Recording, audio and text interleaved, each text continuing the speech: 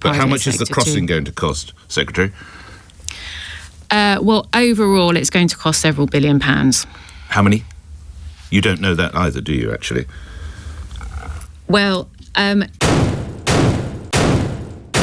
In this video, you're going to see one of Britain's most senior ministers completely destroyed on live radio. If you want to see more videos like this, hit the like and subscribe button and don't forget to ring the notification bell so you don't miss a thing.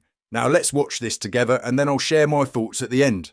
See, the congestion around the Dartmouth Tunnel is a real problem for getting lorries moving between the north and the Midlands and the ports in the southeast. Dartford Tunnel, I think. Sorry, I meant Dartford. Excuse me, Dartford Tunnel. It's Dartmouth. That would be one hell of a crossing. That one. It's because I'm obsessed with that part of the world. I meant Dartford. Excuse me. I had a very early morning. I know the feeling. Dartford Tunnel. Yes, I'm sure you did too. Just remind listeners where the new crossing is, where it takes off and where it lands. It's you'll forgive me, I can't recall the exact landing zones. So the crossing that you're talking about, you don't know where it is? Well, it's the Lower Thames Crossing, yes, which has been in planning for many years. It's almost as if you were reading from a piece of paper there, isn't it? You don't actually know where it takes off from or where it lands, do you?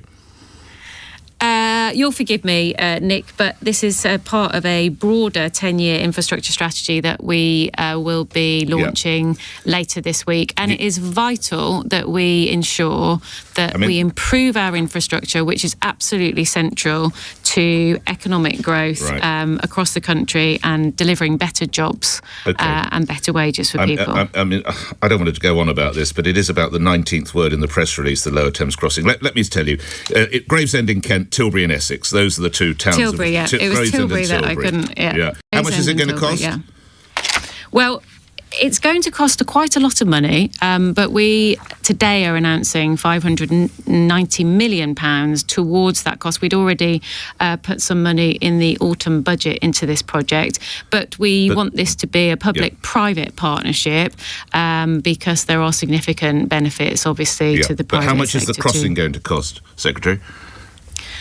Well, overall, it's going to cost several £billion. How many? You don't know that either, do you, actually?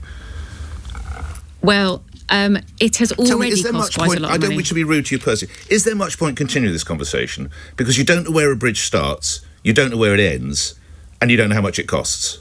So is there any point continuing? As I said, the money that we are putting in is crucial to unlocking this project, which has been years in planning. Secretary, you don't know how much it is. Well, it's several billion, as I've said. It's 10 billion, to put you out of your misery. 10 billion. Yeah, so it's not several, it's 10.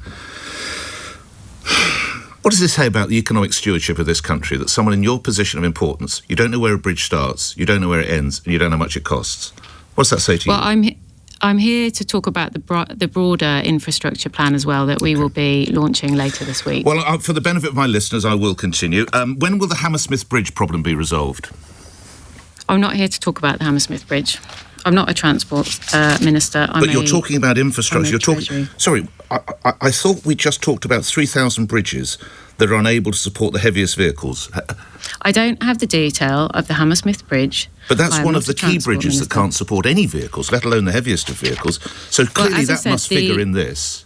The plan, the money that we are allocating today will go to such bridges, to go to repair bridges and to make sure that those bridges can take a load. And as you said at the top, there are 3,000 bridges across the country that can't take a load.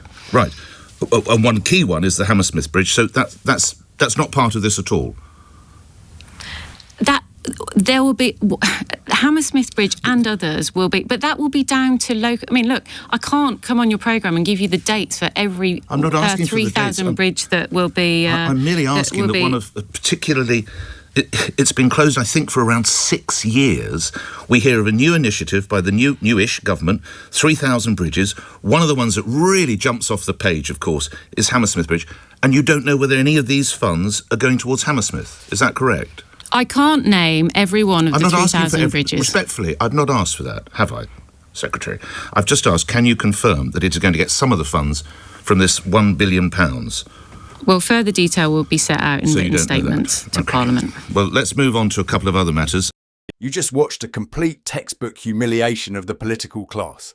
The sheer arrogance of sending a minister out to promote a multi-billion-pound infrastructure plan when he doesn't know where the bridge starts or ends is staggering. Nick Ferrari had to tell him it cost £10 billion.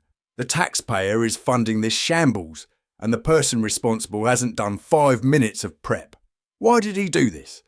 Because our establishment assumes that they don't have to know the detail. They live in a bubble, disconnected from the consequences of their spending. They're perfectly happy to lecture the public on tough decisions, but when confronted with the basic facts, like the cost of their £10 billion projects or worse, the estimated 3,700 homeless veterans in our country, they suddenly don't have the figures. It's a total failure of competence and a moral failure of priorities. They know the talking points on broader strategy, but they don't know the numbers that actually matter to ordinary Brits, the cost of the roads or the welfare of our ex-servicemen. The mask is off. Incompetence and elite hypocrisy are driving this country into the ground. What is more outrageous? A minister not knowing the cost of a £10 billion infrastructure project or not knowing the number of homeless veterans. Let me know in the comments below, and if you want to see more videos like this, hit the notification bell so you never miss a video. Thanks for watching.